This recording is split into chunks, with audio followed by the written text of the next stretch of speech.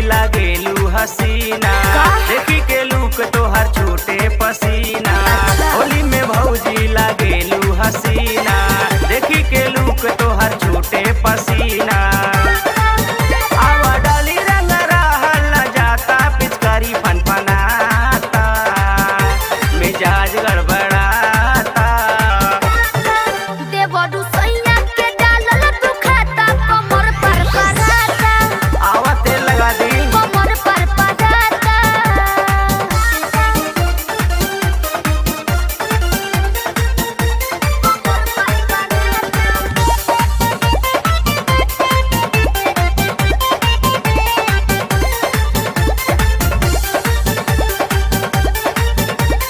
नखरा देखैबू जे ढेर अगरैबू, जबरी डालब पटाक के।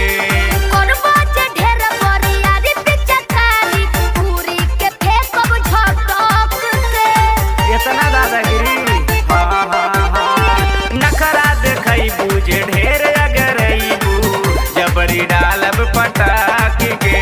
अरे करबो जे ढेर बरियारी पिचकारी, पूरी के फेंकब झटक के। सुना हम हई है हर के दादा, तू कल जाके पाता, मिजाज गड़बड़ाता।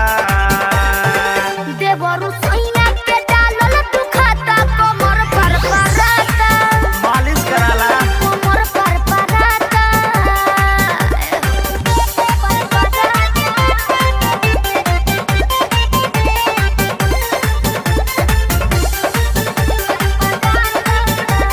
देवर के होला भौजाई में हिस्सा, करेलू काहे छतीसा हो। लागेल धरे बरियारी रे बोले, ओके आवेल जपनीसा हो। एकदम ठीक है भौजी।